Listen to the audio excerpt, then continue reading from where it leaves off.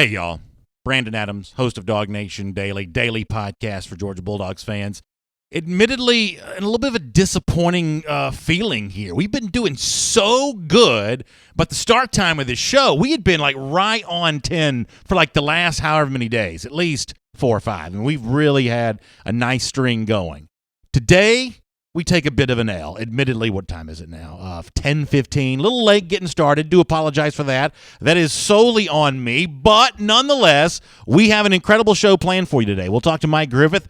Eyes and boots on the ground for us in Athens for Georgia practices. His thoughts on that coming up. We'll get them. And an opinion that I'm starting to kind of evolve on a little bit when it comes to a pretty important Georgia position group. I don't know yet that this group is going to be great, but I do think the situation's getting better as we get close to the start of the season, and there are some national opinions and some important former figures on the Georgia program who kind of seem to feel the same way. We'll begin with that as DawgNation Daily, the daily podcast for Georgia Bulldogs fans, begins right now.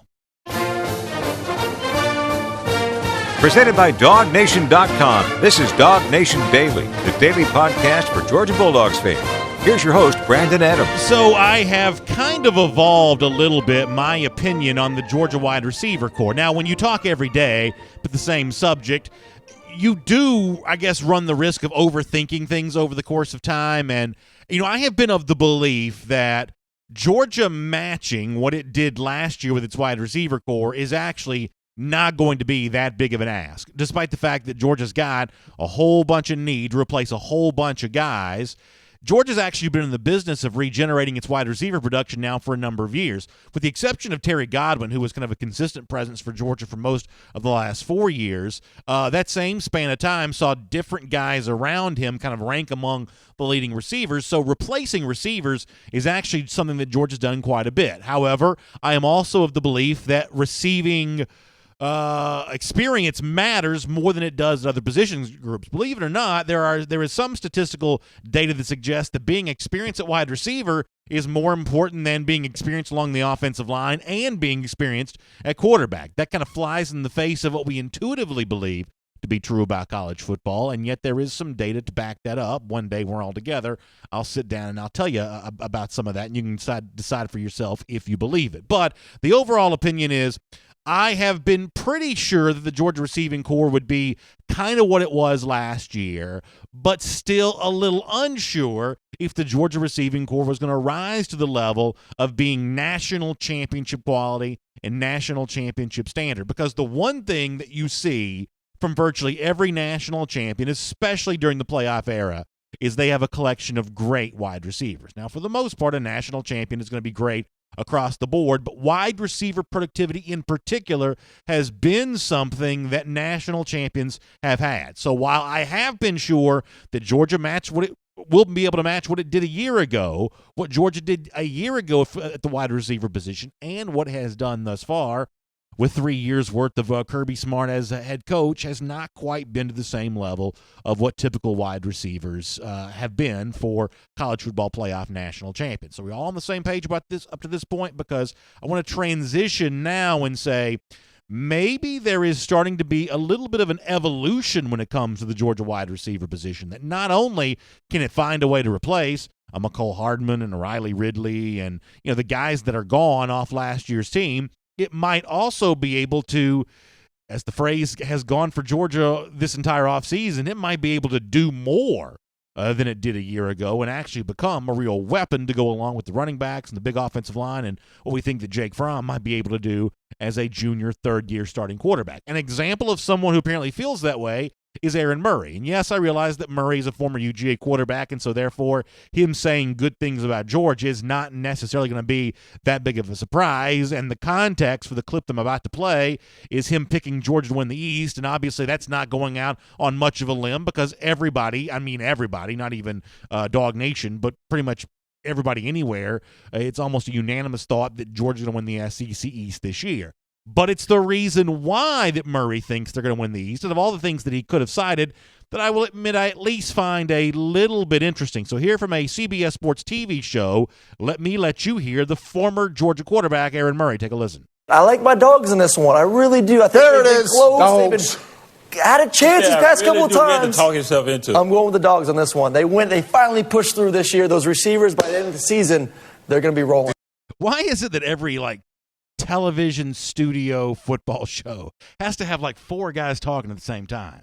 Is this what Before the Hedges sounds like? Do I talk over Jeff this much on the show every single Wednesday? You can't even play 10 seconds of Aaron Murray without hearing 4 other people talking.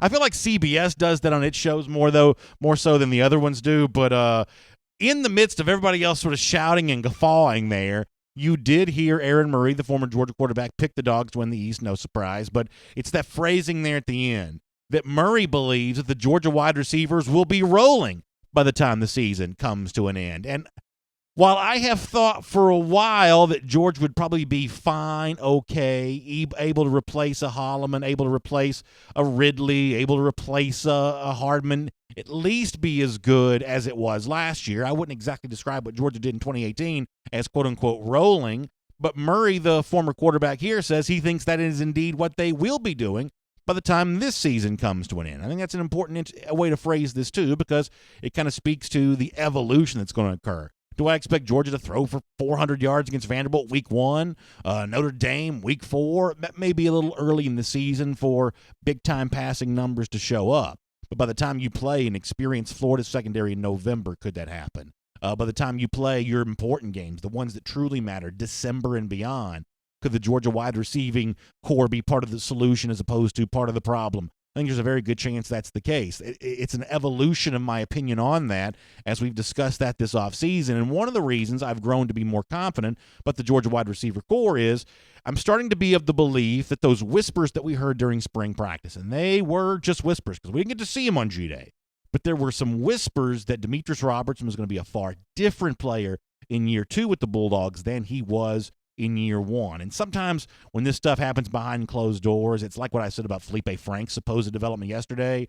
When we don't get to see it with our own eyes, we would have every right to be skeptical of it. And not seeing Robertson with our eyes much during spring practice, not seeing him at all on G-Day because he was ill and not able to play, I'll admit I was left a little skeptical about what Robertson might truly bring to the table this season. But the whispers that you've heard about a couple scrimmages, about what the media members, myself included when I'm in Athens, have seen with our own eyes. Demetrius Robertson apparently is a big part of the Georgia wide receiver story right now. This is a guy that was a former freshman All-American at Cal and a former 5-star prospect coming out of high school. If he is as advertised, that to me changed the tone and the tenor for the Georgia wide receiver core by magnitudes. And by the way, the national media is also potentially noticing Robertson as well because Sports Illustrated did this thing the other day, and we do this at DawgNation from time to time. We typically call it Cover 4. Sports Illustrated did their version of this where let's get all of our writers in a room. Let's let them all weigh in on the same topics, different opinions, same topic, and we'll just kind of put that out there and let the world consume it. Sports Illustrated did that the other day with playoff picks and breakout players and things like that. And Ross Dellinger, good writer for Sports Illustrated, when he was asked to name his breakout player, not in the SEC, but for the entire country, the name that he mentioned was Georgia wide receiver Demetrius Robertson. Now, I think Ross is a good writer, so let me read you a couple of sentences of why Ross likes Demetrius Robertson, and this will lead us to explain why maybe the evaluations of the Georgia wide receiving core are getting upgraded as we head towards the start of the season. Dellinger writes, who is Demetrius Robertson? He says that's the point. The Georgia receiver signed out of high school with Cal, landed on some freshman All-American teams in 2016, and then, well, he kind of disappeared. He means after getting hurt at Cal in 2017 and not playing much at Georgia in 2018. He goes on to say, he suffered an injury as a sophomore, redshirted, returned to his home state last year, transferring to UGA. He didn't catch a single pass in 2018, dropping a few balls. In fact, a year later, 2019 offers many opportunities. Guys who he played behind last year, McCole Hardman, Riley Ridley, Terry Godwin, they're now in the NFL, Dellinger says, and Jeremiah Holloman was dismissed from the team in June. It's now or never for the guy they call D-Rob. Once again, that's Ross Dellinger for Sports Illustrated. But the whole now or never phenomenon, the betting favorite in that particular choice would seem to be now a whole lot more than it's going to be never. One of the things I'm most confident about when it comes to preseason projections for Georgia is that Robertson will, I think, clearly be one of Georgia's top 3 receivers, just based on everything that I'm hearing. That's the prediction that I'm willing to make. And if that's true, finding 2 capable guys to go with him from the rest of that crop, I think it just becomes far, far easier to do. It's also worth pointing out that ESPN recently said some interesting things as well about another Georgia receiver, Tyler Simmons. You can read Connor Riley at DawgNation.com and get a little bit more on that. I mean, listen, I'm not going to sugarcoat this. The wide receiver core is still for Georgia a bit of a work in progress. We all know that. However, there is apparently some progress being made. National media noticing that potentially with Robertson, whispers and rumors kind of coming out of some of these closed-door scrimmages. Kirby Smart himself has even kind of suggested that this group might be coming along. Still a ways to go, but in terms of being one of the weaknesses on the Georgia roster this season, that may not end up being the case. Here is Kirby from this past Saturday. I mean, there's been progress, yeah. I mean, I think you can always do more, and that's what we're trying to do. So, I mean, I'm very pleased with that group's effort, toughness, resiliency, pushing through, contact toughness. There's some balls that probably should have been caught that weren't today, but that's probably always going to be the case. So Kirby says the group can always do more, and he means on the practice field right now to be ready for the start of the upcoming season. However, there is also a possibility that this group finds a way to do more in the season of 2019 than the wide receiving core did even in 2018, despite the fact that group has now a lot of representatives in the NFL. This will be one of those storylines that gets watched a lot this year. If Georgia doesn't win the national championship, the receiving core could end up being one of the main reasons why. But if it does, the receiving core, its development, its growth, its maturity over the course of the season could also be one of the catalysts that causes that to happen as well. My name is Brandon Adams, and this is DawgNation Daily, the daily podcast for Georgia Bulldogs fans. Hello to you, and thanks for being with us. Live on video, 10 a.m., DawgNation Facebook, YouTube, Twitter, or on the radio at noon, as well on Athens Sports Radio 960 The Ref. And we are available as a podcast wherever you find them. Apple Podcast Player, the Google Podcast Player, and the world-famous DawgNation.com. Just many of the ways that you can hear DawgNation Daily each day, and we're really glad to have you with us. And I cannot wait to see you myself coming up this Thursday, August 22nd, the day, but it's just tomorrow. Tomorrow is the day for this, for our Kroger Kickoff to start the 2019 season. This is our big season preview event. We've done this now several years in a row, and it's been one of the biggest events that we've done each and every year. The one we did at Kroger last year, the same place we're going to return to this year, was one of the biggest events we've had.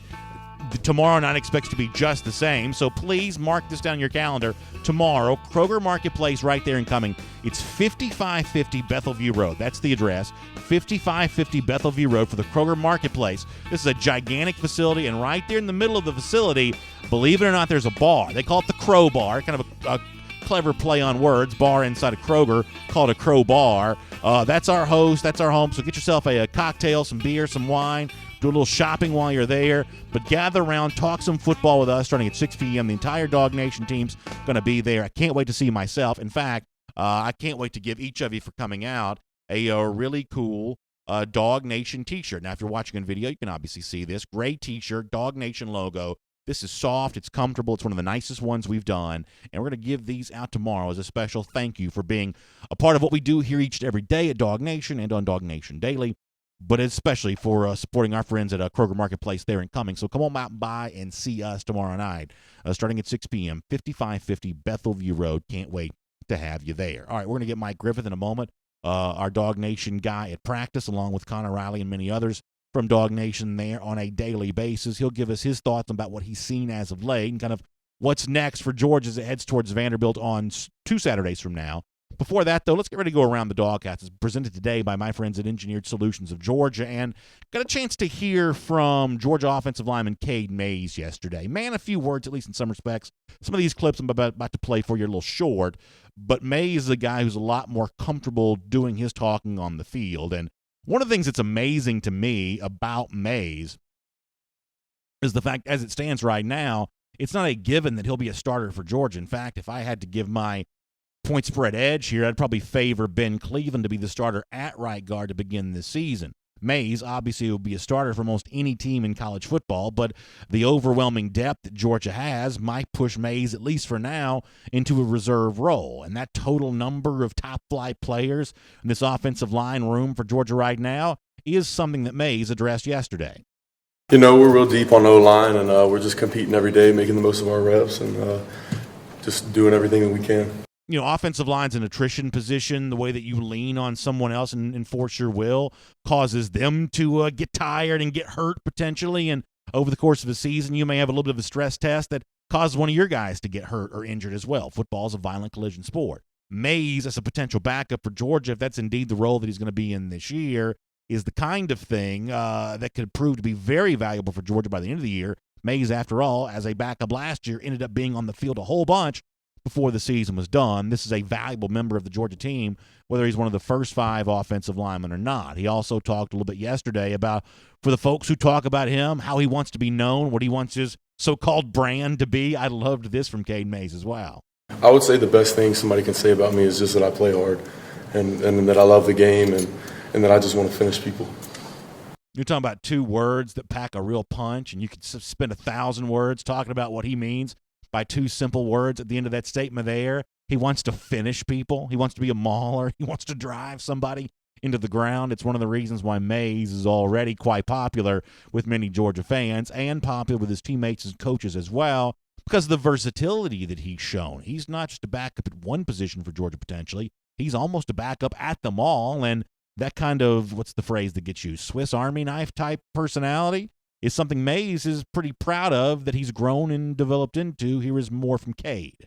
I like being that useful, I like if anything happens, I'm the guy that can be plugged in. I'm the guy that, anything that happens, I'm the guy.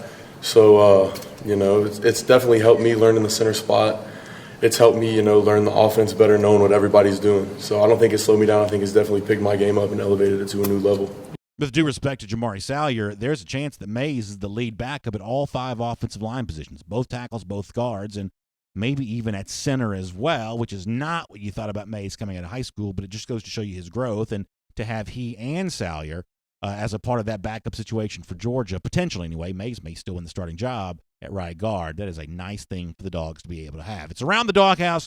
It's presented by my friends at Engineered Solutions of Georgia. And ESOG is a solutions-based company. I love Jay, Derek, the whole team over there at Engineered Solutions of Georgia because they're not going to just run up some big bill on you because they think they can. If you've got an issue with a wet basement or a damp crawl space or a kind of a crack in your foundation, oftentimes this can be just a really simple fix. And if that's the case, then Engineered Solutions of Georgia will tell you how to fix it simply. Go to the hardware store, for instance, just take care of it. But oftentimes these kinds of structural issues can be a much bigger deal. Anything affecting the foundation of your home, for instance. And if that be the case, you want to trust ESOG as well because they have 2 full-time engineers on staff. They are experts at doing the job they do. You want to trust them to do just that. So my advice to you, if it's a wet basement, damp crawl space, crack in your foundation, anything like that, simply dial this number. Dial 678-ESOG now. 678-ESOG now. That will get you in touch with Engineered Solutions of Georgia. Good to have them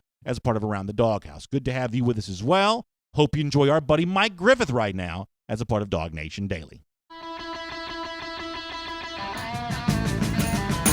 From Athens and across the SEC or wherever the recruiting trail may lead, here's a DawgNation.com insider. It has been a spirited last few days for Georgia, seemingly, when it comes to its practices. Better reports coming off the scrimmage this past Saturday than the scrimmage for Week 1. Truly, it seems like the mood is picking up. The energy is increasing as we're now less than 2 weeks away from Georgia's season opener at Vanderbilt to start the 2019 season. For more on that, we say hello to Mike Griffith, who covers the Dogs for DawgNation.com. Mike, thanks so much for being here with us, for observing everything going on in Athens on a daily basis, and I hope you're doing well today. Thanks, B.A. So before we kind of get into what you've seen and what's been going on as of late, let me start with a couple things that we were just addressing here a moment ago. First of all, in the wide receiver core, I have kind of evolved my opinion on this group as we head towards the start of the season in terms of being national championship quality. I haven't been sure of that. I'm still not completely sure in that regard if Georgia can do what the Alabamas, the Clemsons, the Oklahomas of the world have done when it comes to a crop of wide receivers. But I feel better about this group than I did a few weeks ago, certainly a couple of months ago. And I think part of the reason I feel that way, and I addressed this with the audience before you joined us, is the fact that it seems like as of now, Demetrius Robertson, his growth and development is as advertised. There were whispers about this during the spring. There are even louder whispers about that thus far this summer. He seems to be solidly in the mix to be one of Georgia's top receivers. Most likely they're in that slot position. And if this former freshman All-American, if this former five-star recruit, if he's a guy that you truly can depend on in 2019 after not playing a whole lot in 2018, then I believe the entire calculus for this wide receiver core is then changed. Would you agree with that?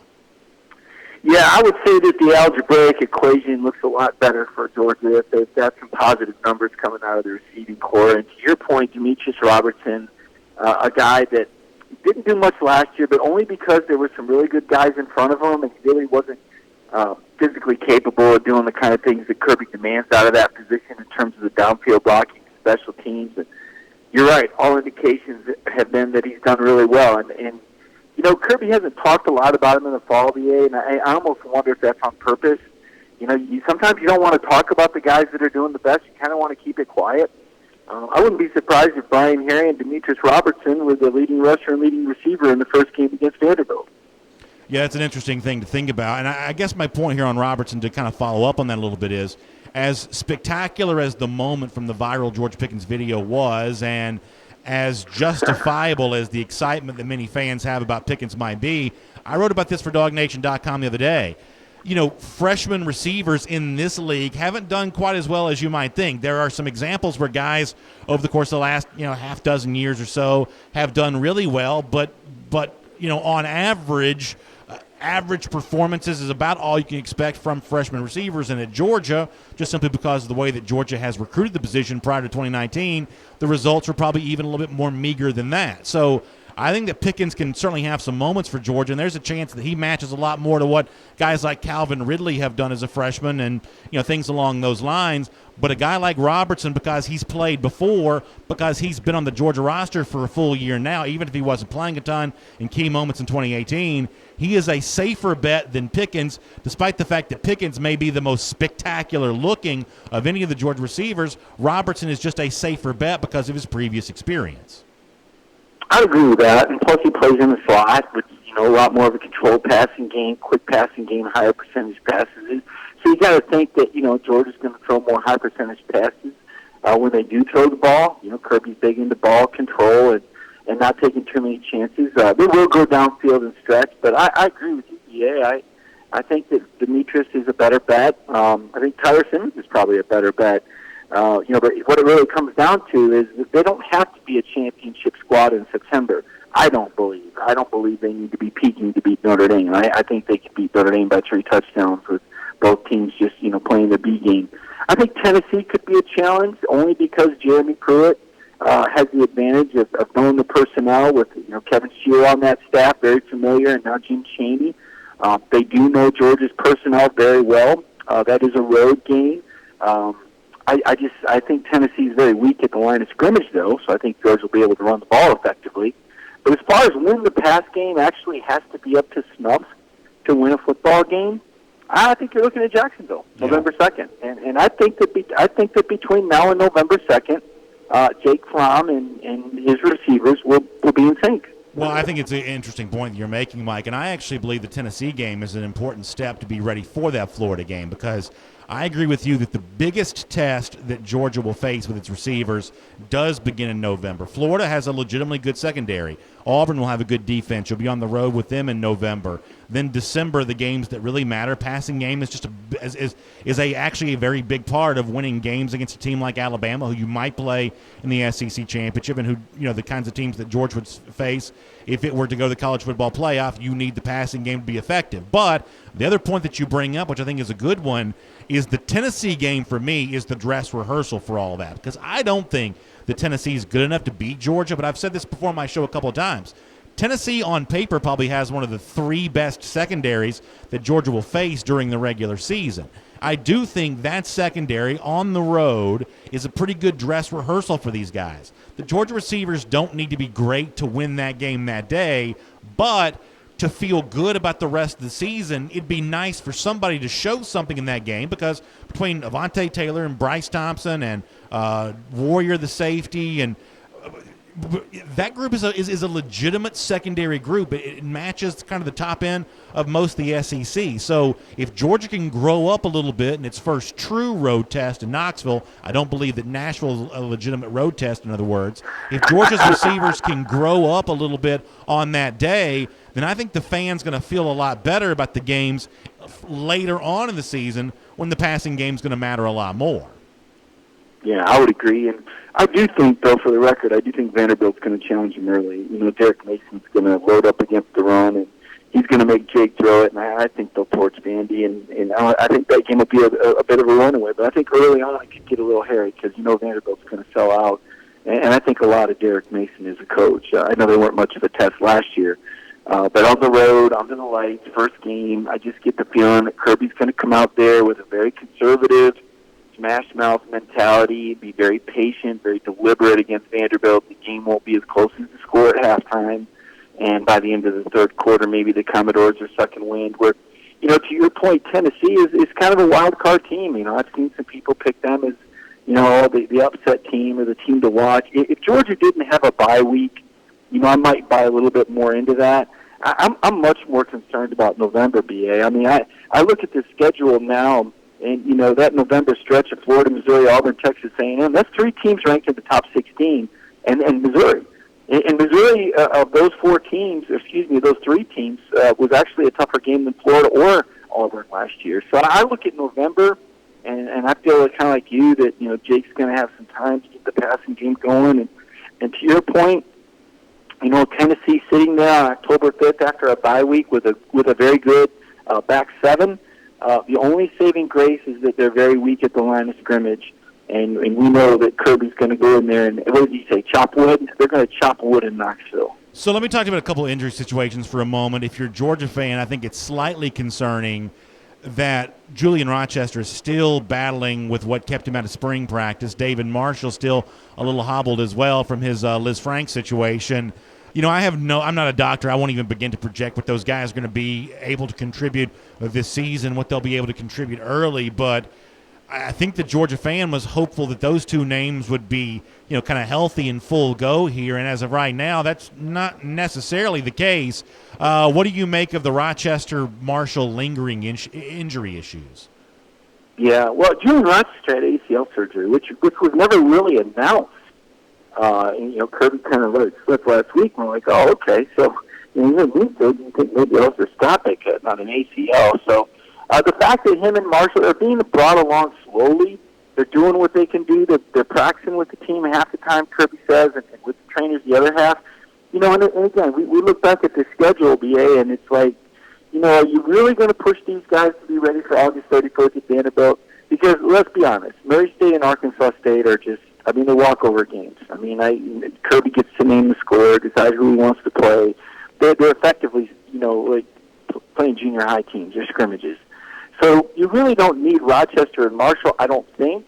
And you really maybe want to target September 21st and maybe even October 5th. I look at Georgia's defensive line, and while I do think it's the biggest position group of concern, in terms of winning it all, in terms of winning a national championship, it's still pretty deep. There are 6 seniors. You take 2 out of the mix, you still got 4, plus Jordan Davis, plus Tresman Marsh is impressed. So I still think there's enough depth there. Malik Herring, even if Marshall and Rochester aren't ready for the opener, I think that's okay. I think you go ahead and give them an extra 3 weeks instead of rushing them for Vandy. If you're Georgia, and you want to make sure that they're absolutely, positively healthy, because as we've mentioned a couple times on this call, it's almost like we're waiting for November. In fact, maybe I should write a headline and do a story that says waiting for November, because the first 1, 2, 3, 4, 5, 6, 7 games of the season, I don't think anybody's going to play Georgia within 20 points. Somehow Waiting for November sounds like the title of a Nicholas Sparks novel or something like that. I picture kind of a seaside North Carolina end. And somehow that's what Waiting for November kind of reminds me of. Maybe you could become a novelist on the side. One more thing on the injury front here. What do you make of the Cobi Dean situation? You talked about the ankle in your practice report yesterday for DawgNation.com. I guess Kirby's kind of spoken about that a little bit, going back to an interview that he did Athens Radio here this week. It's obviously a headline-grabbing name. Dean's a huge fan favorite now because of his 5-star status coming into high school. Any reason you think to be concerned about the Dean status at the moment? No, and if anything, BA, I see the glass half full because it's giving Quay Walker an opportunity to get some reps with Channing Tyndall. And, we're all kind of, looking to see what's going to happen with Quay Walker. He was a guy that came in with a lot of flair with the very unique hat dance that involved spiraling a Tennessee hat into the audience. That's a moment that I think will live on forever. For the better here in Athens, I know in Knoxville it was not exactly well received. But what a moment for Quay. Now he needs to get on the field. We know he's capable. We know last year he was just learning the position. There's a lot to play inside linebacker. So with Nakobe out, it's given Quay an opportunity to get some valuable repetitions along with Channing Tyndall. And they're working there behind Tate Crowder and Monty Rice. So you got to look at it like that. That's the good news with George is that on this roster, everybody can play football. There's no space fillers on the Georgia roster. I said it yesterday. It takes something special to be a part of this football team. It's not for everyone. You can look in the transfer portal and see who washed out and who wasn't able to maintain the standard that you need to have at Georgia, being that team first patient guy and playing your role. That's not for everyone. So when you do get an opportunity like Quay's gotten to step up a little bit and get some extra reps, I think that's a healthy thing. So while I know we're anxious to see Nakobe get back, and we will, high ankle sprain, you just got to take your time. You got to look at the glass being half full and someone else getting an opportunity to get some really valuable reps. Let me squeeze in one quick final question before we let you go. I took it as good news on Saturday that the guys apparently that didn't play as well, first scrimmage, offensive line, Jake Fromm maybe, Georgia starters in particular, just generally speaking, apparently they brought more of an energy, brought more of an edge on Saturday. As you get close to the start of the season, as John Stinchcomb said when he joined us on Monday, you need leaders to lead, and it sounds like Georgia had its leaders leading on Saturday, which I took as a good thing. Yeah, and I'll tell you, the best leader leading, though, was Friday. And we made it, we know it was a viral video, and we've all gotten a big laugh out of watching how Kirby pulled the prank on his team with Matthew Bowling anchoring that run. But a moment like that where everybody can just take a deep breath and laugh together and have some fun together, there's some real value to that, BA. It's kind of like when the DawgNation team got together at your celebration last week. There's some value to people getting together and having a laugh and sharing goodwill. So much of what we do in our lives is all about work and the grind, and certainly that's the case over there at Georgia with Kirby and his players and what they're aiming for. But, kudos to Kirby to know when to, kind of take his foot off the gas a little bit and have a little bit of fun with the team. And I absolutely believe that had everything to do with what happened on Saturday. And that's just being a good football coach, having the pulse of your team and being a good leader. And I think that's the magic of Kirby Smart. I think that's why his teams win. I think that's why he recruits effectively, because I think he's one of the best leaders in college football. Yeah, it's amazing. Mike, it was a fun video, and I think Dog fans have had a really good time with this over the last couple of days. We appreciate you being with us here today on DawgNation Daily. We'll look forward to reading a bunch more practice coverage from you and insight before the season opener at Vanderbilt next Saturday at DawgNation.com. And obviously we'll enjoy a chance to chat with you here on DawgNation Daily again very soon as well. Look forward to it, BA. Thank you. Thank you.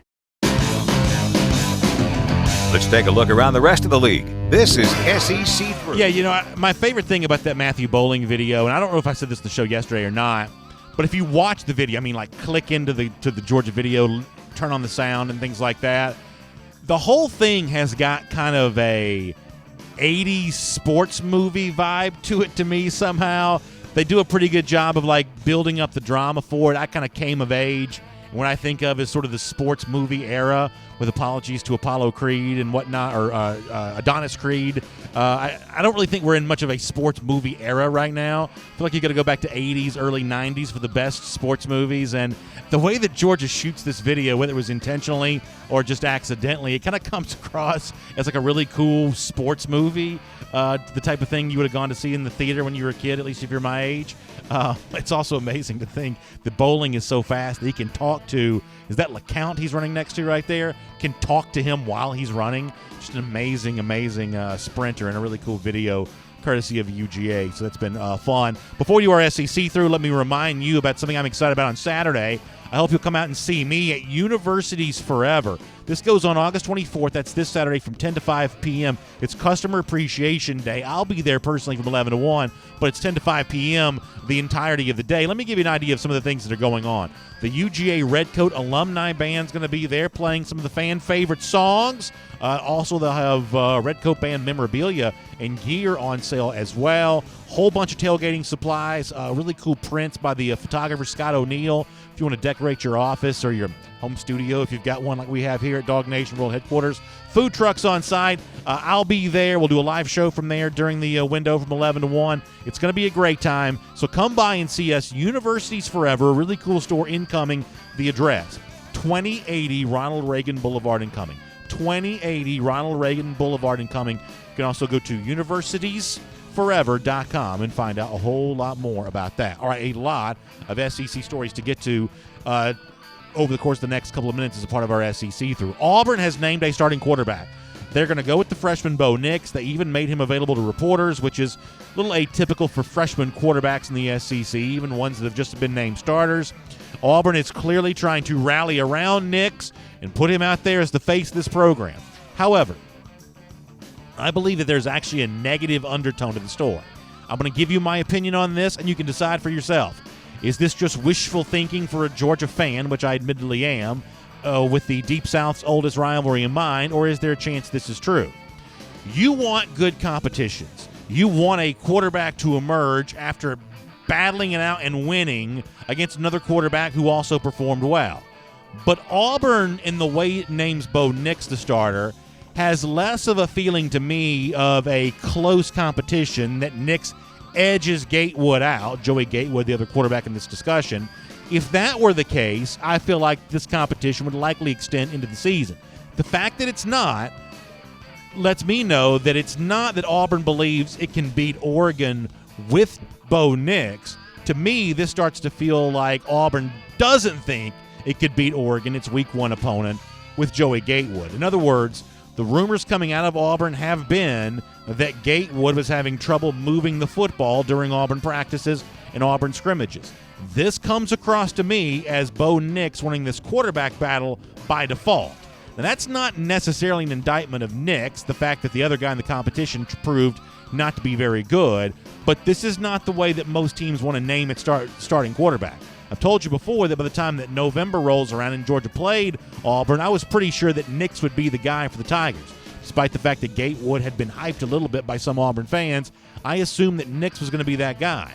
But the fact that well ahead of the season opener, Auburn has named Nix the starter leads me to believe that the team just didn't believe much in Gatewood, that Gatewood wasn't putting up much of an argument for himself during Auburn practices. This could be a little bit of a problem.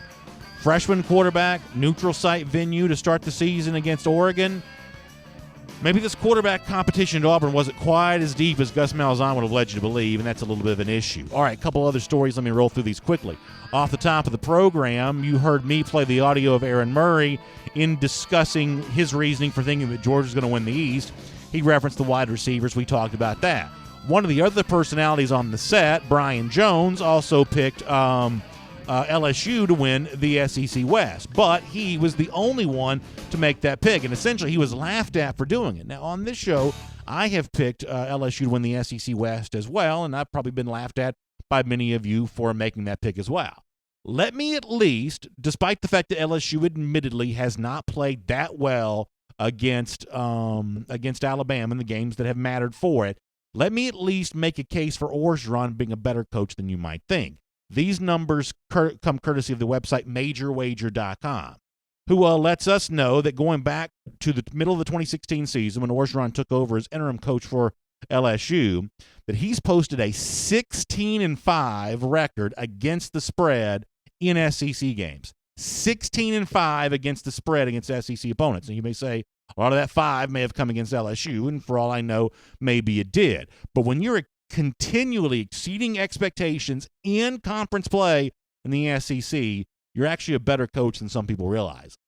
You know, go back a year or so ago, I made as much fun of Horace Ron as anybody would in terms of not just his voice and his dialect, but his actual coaching performances on the field. I'm not mocking him quite as much anymore. He's actually doing better compared to expectations at LSU than you might think. He's 4-0 on the road against the spread as an underdog, 3-1 against the spread on a neutral field. This is a guy coaching his team up more than you might think. A couple other SEC stories to squeeze in very quickly while we have a little bit of time here. I also reference some of those Sports Illustrated sort of aggregation picks from their writers about various things. Demetrius Robertson is a breakout star. You may remember me mentioning that off the top of the program. They also had a crew of folks making playoff picks. Nobody picked Georgia to win the national championship, but a few did pick Georgia to make the college football playoff. One of their writers, I forget which one, frankly, it wasn't a guy that I'd heard of before, which is kind of the current state of Sports Illustrated, I guess. But nonetheless, he picked Georgia to play Alabama in the playoff. Now, I'm talking about the national semifinal. Now, think about this in your mind. What would have to happen for Georgia and Alabama not to meet in a national championship game, which did happen in 2017, but as two SEC teams playing in a national semifinal? You got to do a little mental gymnastics to get to that point. But for the most part, Sports Illustrated kind of matches what the nation has thought of Georgia up until recently. Playoff team, maybe. One of the top 4 teams in the country, but not ready to break through that threshold.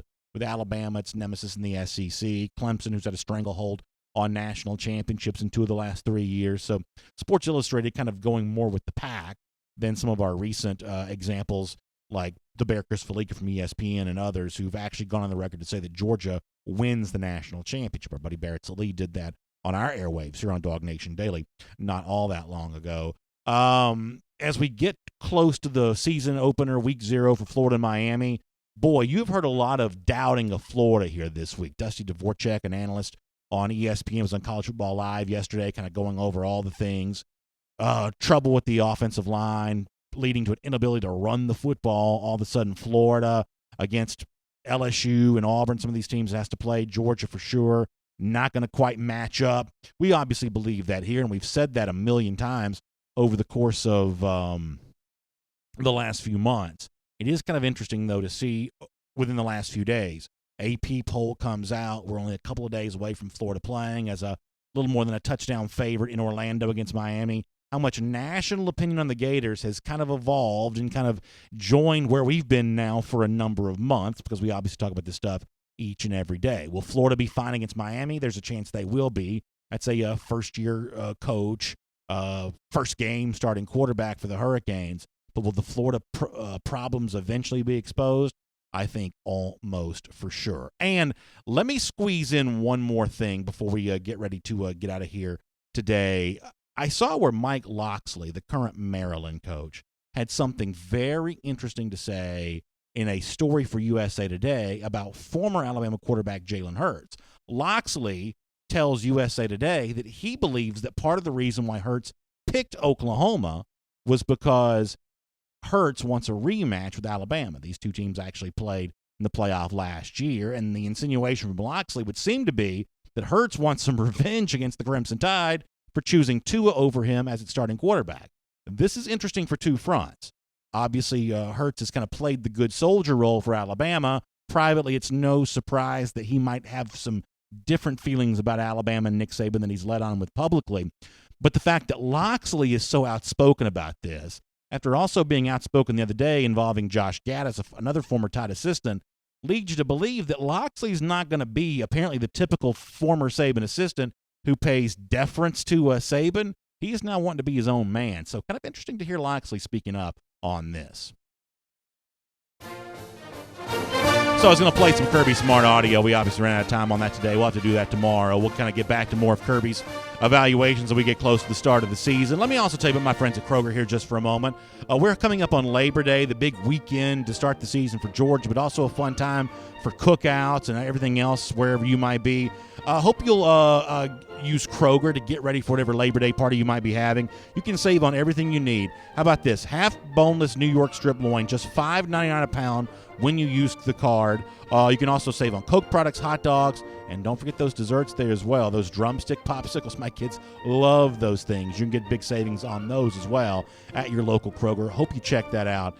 Labor Day can be Flavor Day when you use Kroger. How about Gator Hater Updater time? Will they beat Miami on Saturday? They might, but they're not beating the Dogs. It's been 1,026 days since that's happened. It's our Gator Hater Updater. We'll see you tomorrow on DawgNation Daily. And on video, I was going to play some Kirby audio. Sometimes you got to call an audible. There was a couple different SEC stories that I wanted to get to today. I think this Loxley thing is pretty interesting. Loxley speaking up about Hurts wanting to play Alabama. That is not towing the Crimson Tide company line. Loxley, he may end up being kind of an interesting guy. He seems very happy to be a head coach again. Now, he would not be a head coach had he not worked for Saban, probably. That's a reclamation project. But this is a guy who's got a little bass in his voice since becoming Terrapin's head coach. And I wanted to do the Bo Nix thing as well because the word on the street was Joey Gatewood. And coming out of high school, despite the fact that Gatewood was a pretty highly rated recruit, there was some doubt even back then. Was it class of 2018 for Gatewood? There was some doubt even back then whether he would actually project as a quarterback and at the college level. So apparently he's been performing during practices as a player whose future quarterback is in doubt. So Nix, is he a good quarterback? He very well might be. But don't let anybody fool you. This is not the quarterback competition that Auburn wanted. It's not. This is a quarterback competition won by default, apparently, and that may set up Nix to be a successful quarterback eventually once he gets battle-tested in actual games. But Auburn is not on quite as strong of a footing as it would be to start the season. You know, the old adage in football is if you have two quarterbacks, you don't have one. For a week one game against Oregon playing two quarterbacks for Auburn, I don't think that would have been such a bad thing. Nonetheless, it's time for our R.S. Andrews cool down. Air, heating, plumbing, electric. You know, R.S. Andrews plays all those positions for us here at DawgNation. They can do the same thing for you. Your water heater goes out, you don't want that. You want to get it back up and running. If that happens, your wife's going to be mad at you. So cool her down by calling the folks at R.S. Andrews and getting them to come out there and get it back up into factory fresh specs or replace it if need be. R.S. Andrews can do that for you. They show up on time. They do the work that's required for the price that's promised. No surprises. It's all good stuff. rsandrews.com. Make sure you check them out and tell them I said hello, by the way. I started on YouTube yesterday for our comments. Let me go Facebook to begin the proceedings here today, and we'll give you a chance to react to anything that you want to on this. Internet going a little slow here for a moment, but I'll pull these up, and we'll do that. We'll hear from Connor Riley in just a moment as we get close to the start of the upcoming season, and I cannot wait to be talking to y'all about the Crimson Tide. The Vanderbilt Commodores Week 1 and everything else. All right, let's see what we're doing here. All right, Mike Skedsvold says, BA, did you see the A&M Insider? Let's see what this is. Who's the lead for Evans says he thinks that he commits to UGA soon and shuts it down and doesn't take the other visits. So, Miles, I have not seen that, but I think that's interesting. Here's the one thing I do believe, though, and y'all are going to get frustrated with me about this, and I apologize. There is nothing anyone could say that will lead me to believe the Evans recruitment is over until he's on the Georgia campus. Signs his letter of intent. Until it's over, I'm not going to believe that, because to say that he's going to commit to Georgia and quote-unquote shut it down, I think it's easy to shut down national attention when you're in state, but when you're in Houston and you're important to Texas A&M, the chances that he could shut down that recruitment and stay and remain steadfast with Georgia, I think it's just more difficult to do. So if Evans were to commit to Georgia, and that could happen, I guess, at any point in time. Even if he says that it is shut down, I just don't know that I'm going to believe that until the ink is on the letter of intent. I'm not going to flaunt that opinion because that's going to drive some of y'all crazy, and that's not what I'm in the business of doing. But I think that the whole idea of him shutting it down is kind of the same tactic that came into place when, he names 5 finalists. A&M wasn't one of them, and the moment that 5 finalists thing came out, A&M was really the only other school besides Georgia that you heard a whole bunch about. A little bit of LSU stuff every now and then. They've obviously got a nice connection to the city of Houston. But for the most part, from the very moment those 5 finalists were named, A&M seemed to get more aggressive as a response to that. so that's my feeling. No matter what comes out of this, I'm not quite sure what could be said by anybody. Our buddy Jeff, A&M insider, Evans himself, I'm not quite sure what could be said that would lead me to believe this thing is over and done with. I just feel like Evans' recruitment is a little different than a Kendall Milton's was, than a Keely Ringo's is, MJ Sherman's was. Evans is just as good a player as those guys are, but the nature of the recruitment, for whatever reason, I've just always felt is different. And that's just the opinion that I can express. Sounds like Connor Riley wants to weigh in. So you're telling me we're not going to hear one of these if Evans announces soon? Oh, wow. Are you kidding me off the top here? So I'll definitely be just as happy and as excited as anybody will be. We'll obviously come on the show and celebrate that. And I'm not going to be a wet blanket if Evans does commit. I'm just telling you, I just feel differently about that recruitment than I do some of the others. That's a well-played drop. If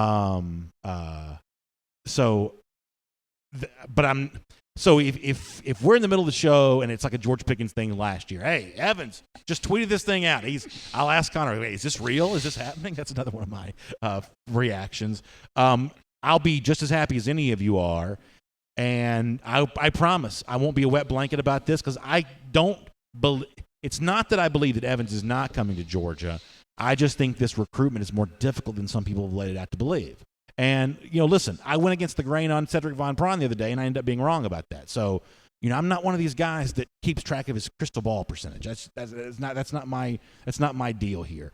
I just tell you what I think, and what I think is this is a challenging recruitment. It is one that Georgia very likely could win and may even be the favorite to win. But this thing is not going to be over in August. I just don't believe it will be. Jarvis Hanna says, BA, do you think that Zach Evans will commit to Georgia? Okay, so if we're playing the prediction game where it's binary, you have to be one or the other, then yeah, I guess Georgia's my pick. A&M would not be my pick. But this is a game that doesn't start until the fourth quarter. This is a game that doesn't start until we're well deep.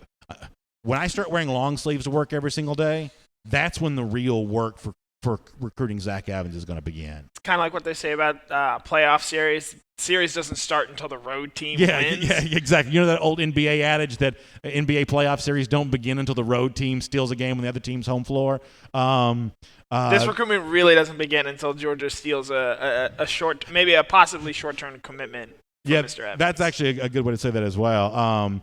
Mike Anderson says, agreed, not done until he signs on the dotted line. And as all of you know, there aren't all recruits who are that way. There are guys who are not committed to Georgia right now who some of y'all are 1 bazillion% sure are coming to UGA, and a few of those names I'd probably very much agree with you on. Just other recruitments are more challenging because they paid Jimbo Fisher, what, $8-9 million a year, something crazy like that? 7.5. 7.5, might as well be. He rounds up to 9. They don't pay him $7.5 million a year to lose 5-star running backs from the shadow of the campus. Now, of course, plenty of Georgians are going to leave this state to go play somewhere else too. But this one's a big deal. This one's a big deal for A&M side. So they may lose, but they're not going to go down without a fight. They're going to reach over and grab a frying pan and swing it at somebody before this thing's over with. If Georgia lands Evans, do you think we hear at all about Tank Bigsby much? Well, obligatory disclaimer. I think that Bigsby's a very good running back. Yeah, obviously. Yeah. So, but no, at that point in time, the whole, recruiting of in-state guys and things like that, we won't obviously hear very much more about that because ultimately every fan's the same way. You want your team to get the 25 best players it can get. Now, I think there is an argument that making a few of your 25 battles each year easy wins makes it easier to maximize the ones that really matter. Mm-hmm. For those of you that follow military history, it's been said that you can't fight a war on 2 fronts at the same time. Sometimes recruiting ends up feeling like you're fighting a war on 25 fronts, and that's not necessarily the smartest strategy unless you really have an amazing pitch to offer, and apparently Georgia's got one. So, there is a case to be made that if you make some of your recruitments a little easier, you can make the really difficult ones more likely to be won. Let me get one more comment on this subject, too. Was it Timothy Odom, is that his name, that said John Emery Jr. broke my heart? I mean, I'm not going to lie to you. The Emery thing, the way that played out last year, has probably clouded my view of at least 2 recruits in this class. Zachary Evans a little bit, and probably Van Pran as well, who, I mean, at one point in time, I would have told you as recently as a month ago probably that if I had to guess, I would think that these experts that have been, Jeff Sintel included, who've been telling you that Cedric Van Pran was a lock to Georgia, I would have told you they were not right. I would have told you that, and that's not based on inside information, it's just based on the fact that there was that visit Van Pran was supposed to take to Georgia that he didn't take. You know, sometimes trying to decipher some of this family stuff can be a little bit tricky because, you know, that's none of my business, first of all. But, you know, so-and-so's moving here, so-and-so's not, whatever else. There was a time in which I was maybe a little skeptical of Van Pran, and I'm sure the Emery thing from last year probably affects that too. Joel Moody says that Birch is needed more. Birch more than Evans. Yeah. I don't know. I mean, I'm close. I'm close on that. It's probably just because you're sleeping on James Cook, but right. Which is all in this portion of our program when it always goes back to. Boy, I'd be close on that. I'd probably go Evans, Birch, Darnell Washington third, right? No Keely Ringo? Well, I'm sure to the world at this point in time, Ringo's coming to Georgia. Let's assume that he is still an uncommitted recruit. At that point in time, I'd probably go Ringo ahead of Washington, I guess. So you'd go Evans, Birch, Ringo, Washington. I'd still be tempted to put Washington ahead of Ringo, though. I'd be tempted to put Washington ahead of Ringo. And I believe I've got Birch with a little bit of a gap. And what we're talking about, for those of you who may not follow our shorthand, of uncommitted prospects, which ones would, if you could go out and get one, which ones would you, in which order would you go after them? I think that Georgia needs to massively address its running back situation, because I just think you want as many bodies in that competition as possible, because so much of what Georgia has done the last couple of years has really hung on being great with the running back situation. So as much as I enjoy the future of Kendall Milton and respect him, I'd love to pair him with a guy like Evans, so I'm going to keep that up there. I'd be tempted to say Birch ahead of Evans, but I'll probably go Evans then Birch. And then I've got a little bit of a gap for the next one, but because of the unique characteristics of this year's tight end situation, I believe I'd probably go.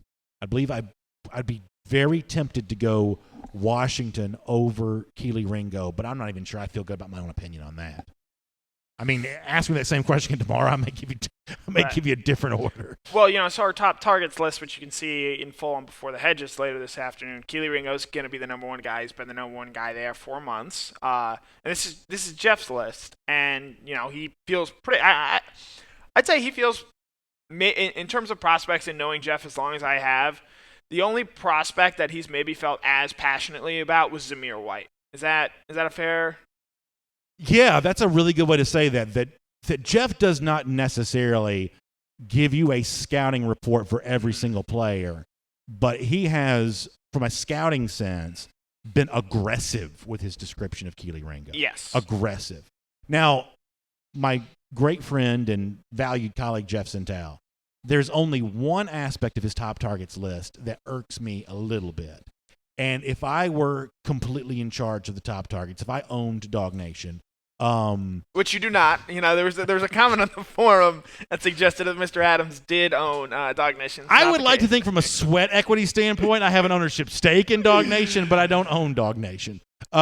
If I did, though, here's the way the top targets list would be tabulated. If you were in charge of video. Yes, if I was in charge of video. It would not be evaluated on the basis of that prospect's feelings about UGA. That's the one aspect of the top targets formula that I don't agree with Jeff on, and I tell him that to his face all the time. He's very good chance he's watching right now. That I would rank top targets on their potential value to Georgia and their value in comparison to other prospects. I would not factor in their own personal feelings about Georgia into that discussion, because Jeff will move you up on the basis of that player suddenly deciding he likes Georgia more.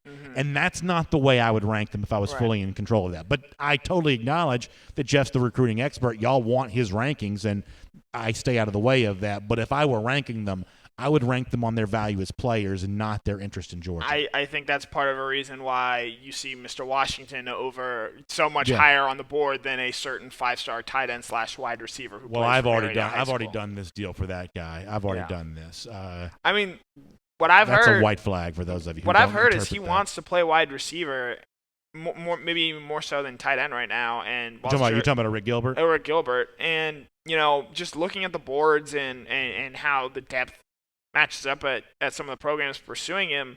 Alabama and Tennessee just have more pressing need at wide receiver, and there's an easier path to playing time there. With Georgia, they've signed a lot of guys, a lot of good players the last 2 years who, getting on the field right away might not be like an easy thing for Gilbert at the wide receiver position. Now, if it's tight end, it's a completely different discussion. So Gerald Harmon gave us a Gilbert, and he gave us a Blue Devil emoji to go after that in honor of his Marietta Blue Devils, which is kind of a cool thing there. So let me workshop this take, because I go around saying this from time to time, and in the back of my mind, I secretly suspect it might not be true. I have told people privately that a Rick Gilbert cannot play wide receiver in the SEC. Any program that tells him that is lying to him. And yet, I start to wonder, well, why can't he play wide receiver? Because the guy that may light the world on fire for Georgia eventually, George Pickens, one of Pickens' profile aspects, characteristics coming to high school was he did not run a particularly fast 40 time either. Nope. He was clocked in the 4.7s, right? And that's what Gilbert's been clocked in, right? To me, 250 pounds seems awful heavy to play the wide receiver position. Yeah. But if you're running at a 4.7 something clip, then maybe he can play wide receiver. I mean, I have said that he can't, that he's a tight end, and that programs will tell him what he wants to hear to get him to sign with them, but he's going to play tight end. But if he runs essentially within a couple hundredths of a second the same 40 time that George Pickens does, then can he play wide receiver? I mean, from a size perspective, Pickens might be. I know Pickens is listed at 6'3". Look, if he's 6'3", then I'm 5 foot. Yeah, he's tall. He's tall. Gilbert is a similarly height-wise prospect, but he, just in terms of body, like frame and build, is a good bit bigger than Pickens is. And I mean, the way they talked about using him and the way, Marietta High School even uses him on some of the highlights and game footage we've seen from him, he looks pretty comfortable split out wide. And, Rob Gronkowski, and I'm not in any way, shape, or form comparing Arik Gilbert to the best tight end to ever play the sport of football, but, he feasted on guys on the outside, and he was never a burner. So, maybe in today's league, when you get a bigger body guy like that and they're, hesitant to put a guy who can cover him as well on corner, and you put a slower footed linebacker or big safety on him, maybe he can play wide receiver. And maybe, the descriptions of what we think of as a tight end and what we think as a wide receiver are getting ever more blurred now. Yeah, it's an interesting point. I've also said this, that one of the reasons why I've always liked Gilbert is because in every instance that I've seen or heard an evaluation from him, he's always making catches. Marietta had a scrimmage, I think, this past weekend. He had some catches there. Elite 11 opening, he's making catches. He goes out and plays these 7-on-7 events or actual games for Marietta. This is a guy who's catching the football. It's one thing to see him athletically running around, against cones and project what it might look like once he's catching balls in actual games. But Marietta's a high level of competition in the state of Georgia. Many of you are obviously quite aware of that. They play a big-time schedule. Gilbert catches balls for them in every single game. Did he have more catches last year than Ramel Keaton did? I don't know enough about Marietta's stats, but I know you think Max Preps has accurate stats for Marietta for last year? I'd be curious to see that. I believe Gilbert had something like 60-something catches for 1,400 yards or something like that. That's for a high school player at any position. That's really good. Yeah, in 11 games, I believe. Yeah, for a high school player, that's any player that's really good. So one of the reasons why I do like him as a prospect is because of the fact that he seems to always catch the ball. And the honest truth is, I'm guessing Darnell Washington probably does as well. I just don't know as much about what he's doing in Las Vegas compared to what Because Washington does not go to Bishop Gorman, correct? No, he goes to Desert Pines. Yeah, so, I mean, Bishop Gorman plays kind of a national schedule. I don't know what even kind of schedule Darnell Washington's playing. When I see the video of Darnell Washington, he looks the exact same kind of player that a Rick Gilbert is. But, I don't know as much about what Washington's doing on a week-in, week-out basis because he's 3,000 miles from here. But everything I've seen from him in the video clips that I've seen, if Georgia gets him, they will have gotten themselves as good of an athlete as they've ever had at the tight end position. And I say that full well knowing what Orson Charles looked like coming out of high school and, some of these other guys as well, Isaac Nada too. This will be as good an athlete as they've ever signed at the tight end position if they get Darnell Washington. As of right now, I don't consider Georgia to be anywhere close to the lead dog for a Rick Gilbert. In this conversation, in this competition, probably still in it. I don't consider Georgia still to be in the lead in this anymore, and I'm guessing you probably feel the same way. Yeah. John Arena says about George Pickens that 4.7's not fast for a wide receiver, but he's tall and physical. That would be true for Gilbert there as well, too. Here's the thing that I've just really grown to believe. When you are playing the wide receiver position, and y'all know by looking at me, I've never been a wide receiver. It's probably fair to say. I know. I thought of a joke, but I'm not going to say it because it's kind of mean. Please, just listen, I have a very fragile psyche, so I'll mock myself, but by all means, please don't mock me. Yeah. I'm not even sure how often these guys are running as fast as they can possibly run. Yeah. I mean, so much of this stuff is route tree, body position, things like that. I mean, there are going to be moments in the game when you really turn it on. But for the most part, it's like pitching. You don't have to pitch, 100% velocity on every single pitch. In fact, you probably shouldn't. I think wide receiver plays probably the same way. Steve Schaffini also brings up a pretty good comparison. Connor, are you old enough to have seen Sterling Sharp play? I'm aware of who he is. Sharp, who at South Carolina was very good, went on to be the first big. Was it Don Majkowski who was the Packers quarterback when Sharp was making big throws, or was Favre already there by that point in time? I believe it was Favre. Okay, so Favre was already there for Sterling Sharp. Sterling Sharp was a old school version of this modern day thing. Connor just said it's almost like the tight end position, the receiver position are blending together. That really was Sterling Sharp's game. Now, Shannon Sharp, his brother, was a lot more of a traditional tight end. But Sterling Sharp was a receiver who played like a tight end in college, or kind of a tight end who played like a wide receiver. He was a little bit of both. That's pretty good. That's a pretty good comparison right there. Let me go over to YouTube for a moment because I haven't been there, and gosh knows. They're calling for you. Yeah, gosh knows what that's going to be like. It's sort of like walking into my kid's basement after not being there for a while. Demetrius Sullivan's laughing at me about the thought of running a route. Thanks, Demetri. I really appreciate that. So here's the one thing I will absolutely say. I am very sure of what I can do athletically and very sure about what I can't do. For instance, in a 3-on-3 half-court basketball situation, I am not the last person picked in that game, nor should I be. I'll drag somebody on 3-on-3. I'm just telling you right now. You make your bones in the post? A lot of post moves. I'm a little bit like a poor man's version of Zach Randolph. A lot of banging, a lot of flat foot jumpers, a lot of stuff like that. 3-on-3 half court. I'm gonna hold my own against, I'm guessing, pretty much anybody watching or listening right now. Full court 5-on-5. I'm going to give you about 3 or 4 really good trips up and down the floor, and at that point in time, I'm tapping on the old noggin, calling for a sub. Flag football, backyard football, heavens knows, the 11-on-11 variety, never quite been my strong suit. Never quite been my strong suit. So I'm pretty well confident and aware of what I am athletically and what I am not. Green Soldier, who is in incredible physical condition, says, if you want to come on a morning run, just let me know. Let's do a morning walk first. Yeah. I think I have a decent idea of what the Green Soldier's idea of a morning run is. It's not the same thing as mine. On a slow jog, I'm talking about like I've been passed by walkers before. On a slow jog, even as fat as I am now, I can run all day long. So I've got more stamina than you might think. But the Green Soldier's idea of a run is like actually lifting up his feet off the ground. I mean, like he's running in combat boots. So I don't believe his definition of a run and my definition of a run would exactly be the same thing. But I am glad to know he's in as good a shape as he is because He's obviously keeping us safe out there. So it's if only one of us could be in good shape, you want him to be in good shape more so than me, who sits in this desk and talks in front of this microphone. So, speaking of Green Soldier, he gives LSU about a 30% chance of beating Alabama this year. What's the percentage again? 30%. Okay. You are on record as saying LSU is going to win the SEC West. So I'm guessing you believe that LSU is going to beat Alabama. I think they're going to win the West. I think you can win the West without winning at Alabama, but I think it's obviously easier to beat them head-to-head.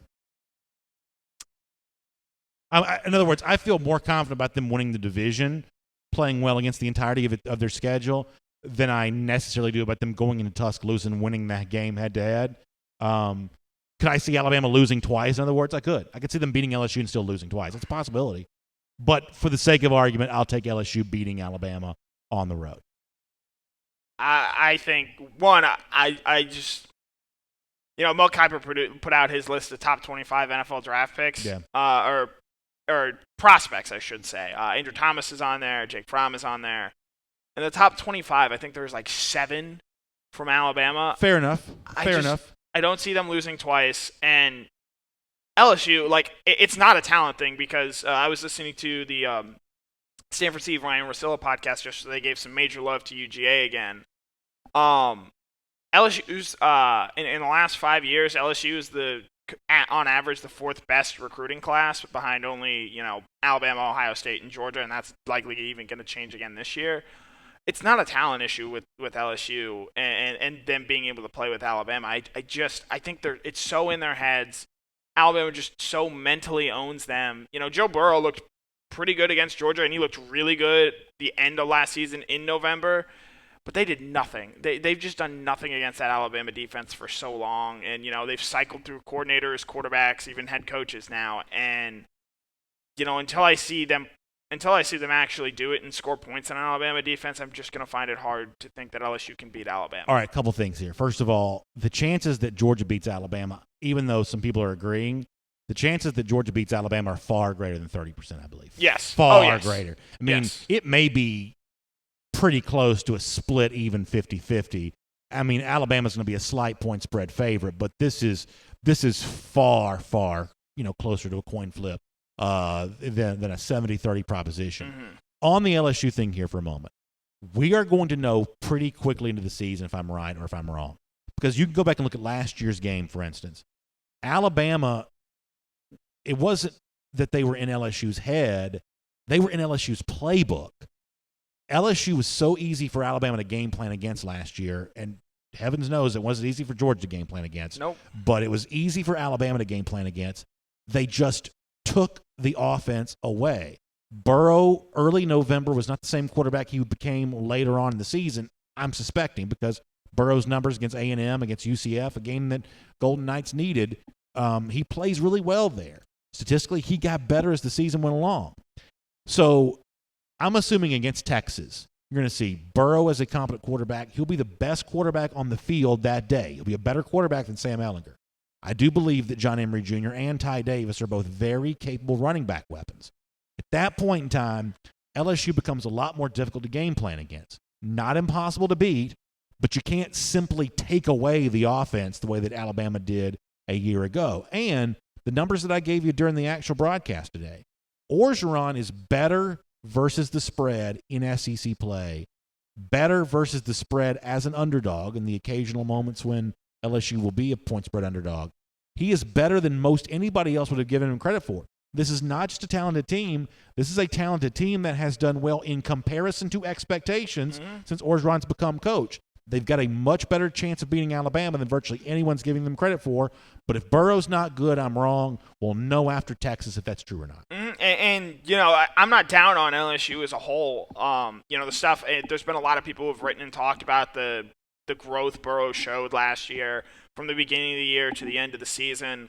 And he beat up pretty well on some bad defenses. LSU, other than Alabama, is going to be more talented than every team they play on their schedule this year. They should beat Texas A&M. They get them at home this year, I believe. Texas, I think this LSU-Texas game is a lot like the Notre Dame-Georgia game in the sense that The one difference being I believe this game is in Texas.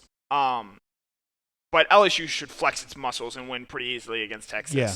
I know Sam Ehlinger is a nice quarterback, but they lost a lot from defense last year, and I really just don't know a whole lot about this Texas team in terms of maybe what they can do. Whereas LSU, if this is the LSU team that you certainly think is going to win the SEC West, that's a game they should just go in and just flex 17 on Texas points, for 60 minutes. Yeah, absolutely. We've got a lot of good comments on the YouTube comments section right now. I want to try to read a few of these, including the risk of being overly hyperbolic.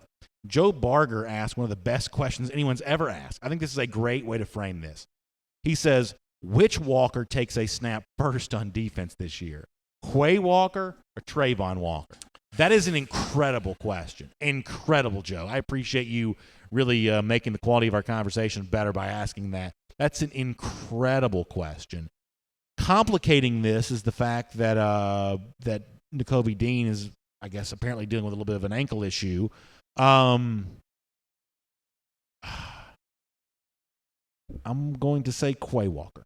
If you had asked me before Saturday, I would have said Trayvon, who I wrote about this morning. You go read a Good Day UGA. A lot of buzz about that piece. But now with Dean, it being an ankle injury, we'll talk to Kirby today. We'll probably, maybe try and get some more specifics on him, as well as some specifics on Quay Walker, because that's just a guy we have not heard a whole lot about. Yeah. I'd probably have to go Quay Walker today, and the reason being, I did sort of a deep dive on the history of both, freshman defensive linemen at Georgia and 5-star freshman defensive tackles. From 2014 to 2018, those 5 recruiting classes, there were 17 5-star defensive tackles. Do you want to know how many of them had 5 tackles for loss and 3 sacks in a season? I'm guessing not much more than 3 or 4. It was 2. Yeah. Ed Oliver, who had 22 tackles for loss as a freshman, and Terry Beckner. Just to give even more, comparison the for that. The Beckner one does matter because that was an SEC performance, whereas Ed Oliver was beaten up on the Tulanes of the world. Right, yeah.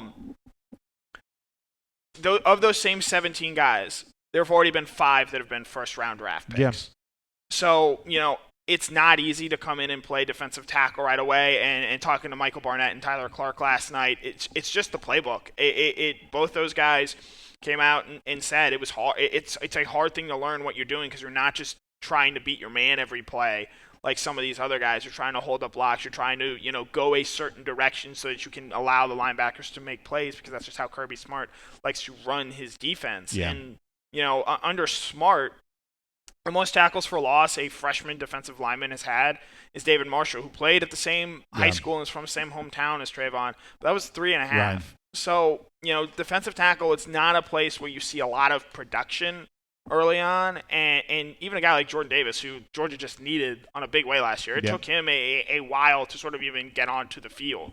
Now, eventually, I think Walker can, help make an impact on this team. But how early and how truly productive in terms of the way we measure that, it's hard to sort of see that with Walker. Keith Finney, one point of order here. He says that Alabama hasn't lost at home since 2010 to Auburn. They did lose in 2015 to Ole Miss, though. You got to add that. And they lost to Texas A&M in 2012 as well. Yeah, that's a good point. That was a home game as well. Let me get a couple more. Here's the better question. So would Ole Miss in 2014 be the last time Alabama lost a road game? No, they lost at Auburn 2 years ago. Yeah. They haven't lost.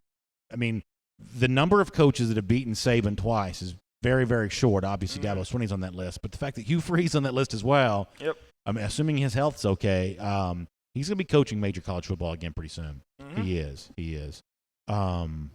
Maybe even back at Ole Miss. Yeah, you never know. Let me get Lateric Jenkins here, and then after that we're going to have to get ready to get off the air. He said, Kirby said we would pass more if we had more matchup nightmares. Wouldn't Gilbert be an extreme nightmare regardless if he played wide receiver, tight end? Should we adjust our offense for elite talent? I think you need to show, if you're Georgia, that you've got those kinds of capabilities. That's one of the reasons why I fixated on the tight end conversation for 2020 so much. You can't win every recruiting battle. You've only got room to sign so many guys. But if Georgia is losing recruiting battles because so-and-so recruit doesn't believe they'll be properly used at Georgia, I do think that's a little bit of a problem. So to go back to Lateric's idea here, Georgia's got some unique weapons this year. I bring up James Cook all the time. That's a unique weapon. Use him the way that he needs to be used. Athletic, speed, throw him the football, let him be a wildcat. Show creativity in how you use him. Pickens, very different kind of player. I don't want to hear 2/3 of the way through the season that he can't block, therefore he can't play. I'm not saying that blocking's not important, but you're just going to lose the next generation of player like that if you're not using him and then saying it's his fault for why he's not being used. So the creativity that Georgia can show offensively, I'm not saying I want this whole thing to be a season-long science experiment. That's not what I'm saying. But, I think Laterick brings up a pretty good point here, that to get the Darnell Washingtons of the world's attention, to get the Rick Gilberts of the world's attention, and not just them, you could have said the same thing for Julian Fleming or some other, elite receiver prospect. Show me how you use the guys that you have, even if it's not a perfect position comparison. Creativity with how you use James Cook. Creativity with how you use George Pickens. It's one of the main reasons why I think that Georgia was very okay with that video from practice, despite the fact that it was a closed practice. Georgia was very okay. I mean, very okay with that video getting out into the public the way that it did, because it shows Georgia using a unique offensive weapon. And it's no coincidence that a Rick Gilbert, I believe, tweeted that video. Now, I'm not saying that catch from Pickens means Georgia's getting Gilbert, but creative offensive, unique offensive weapons want to see how other unique offensive weapons are being used, and that's part of the issue for Georgia this season. As it tries to win games however it can, if it's not showing a new wrinkle offensively for its dynamic playmakers, then that is a little bit of a hole in the resume that other programs will continue to negatively recruit against. Right, and to Nick Saban's credit, in the middle of this decade, when they were losing to Ole Miss, and before Lane Kiffin had sort of got there, they were sort of, that same plotting offense. We're just going to run you to death. We're going to bowl over you. We'll throw it every once in a while, but we're not really going to get creative a whole lot. Bringing in Lane Kiffin and sort of and Saban being Willenized and the various offensive coordinators who have come through since to modernize this offense and take advantage of guys who create mismatches on the outside is what's given this Alabama dynasty a second life. In reality, if Saban is stubborn and sticks with what he had been doing for so long, Alabama probably only wins in 9, 11, and 12, and they don't have the extra 2-3 titles that they have from the evolution of the offense made a big difference in how we view Nick Saban. Right? Yeah, absolutely. And I think that's a hurdle that Kirby Smart, to this point, he's shown he has to get over, because in the second half of those Alabama, and this is not a play calling thing with Jim Chaney, and I'm not putting this on Chaney, but in the second half of these games against Alabama, they've struggled to score, and that's something that has to change if Georgia's going to want to eventually get over that hump, which they desperately want to. I mean, if you want to go back to 2013, it was not universally believed that Nick Saban was the best coach in college football.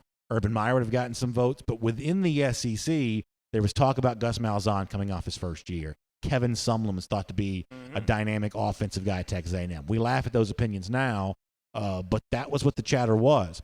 Saban's reputation has been bolstered so much with what's happened over the course of the last 5 years. Yep. And the thing that happened for Alabama is the offense changed. He gave the keys to the kingdom to Lane Kiffin, and essentially Dable and Loxley have just kind of played with what was put in place by Kiffin after that. But this idea that Saban's the greatest coach of all time, that claim is bolstered by the fact that he outsourced his offense to somebody else. And Saban deserves credit for that. A lot of coaches, a lot of people would be very stubborn and say, I want to win this way. It's worked for so long. Because his number one rival back then, Les Miles, saw the same set of circumstances, doubled down on what he had been doing, and now he coaches at Kansas. Yep.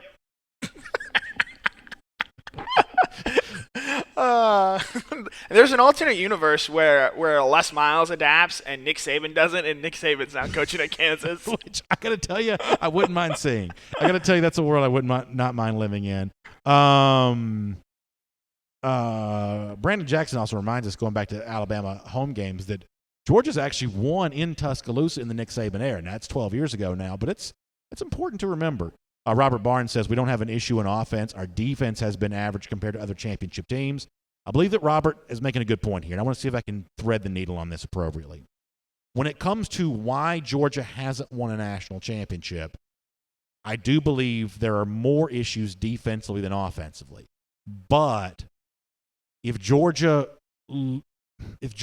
fails to win the national championship again this year, I think that balance starts to swing a little more in the direction of the offense because of maybe what's not changing. And when it comes to future recruiting classes, the biggest question for Georgia is on the offense. Santiago Dion was talking about this a moment ago too. The biggest question will be on offense about, can you evolve and adapt for these, dynamic playmakers that you have. So Robert's right. Last 2 years, it's more defense than offense that have kept Georgia from winning the national championship. All of those analytic stat blogs essentially back up that point. But if it doesn't win in 2019, I think the offense ends up being the reason why because, frankly, I think that Georgia's likely to be a lot better defensively. I think there's a lot of statistical evidence for why the tackles for loss should improve. I've written about this. The run defense, we'll see. Georgia fans certainly hope it gets better. Secondary should be fine. So I think we may see the migration of issue move from defense more to offense if it's another year of Georgia being the third best team in the country. Mm-hmm. All right, so with that said, we're going to get ready to get off the air. By the way, hold on, one more thing. Miriam Martin Corbin was talking about the Miami-Florida game, about these intrastate rivalry games being difficult to predict. Do you believe that Miami on the field can win straight up? Oh, yeah. Their defense is good. Manny Diaz is a good defensive mind. I'll be interested to see how those two, Dan Mullen, who is a decent, I'll give him that, offensive mind. I'll be interested to see what those two sort of sides come up with. But the over-under for this game, I believe, is at 51. This game is going to be a rock fight. First to 20 wins. Yeah, when Miami made its quarterback change, or what we perceived as a quarterback change, going to Jaron Williams instead of Tate Martell, the number actually fell on the heels of that. I think it's a little higher than 51, though, I think maybe. It's low 50s, and, there's not going to be a whole lot of points in this game. Yeah. And I'm a big believer that the lower the point total, the more it favors the underdog, especially in a touchdown-style game, which is this one kind of is. So I love the Hurricanes plus the points. I just don't know if I've lived well enough to deserve a Florida outright loss in week 0 to start the season. Oh, that'd be juicy. I'd love to think that I've lived a good enough life to get this kind of gift to start a season. I mean, can you imagine how much fun it'd be to see Mullen doing an 0-1 press conference, and hair all slicked back? So I believe that game is a 7 o'clock kickoff on Saturday. So you watch that game, hopefully you're in a good mood. Florida loses. It's 11 o'clock at night. It's probably getting close to your bedtime.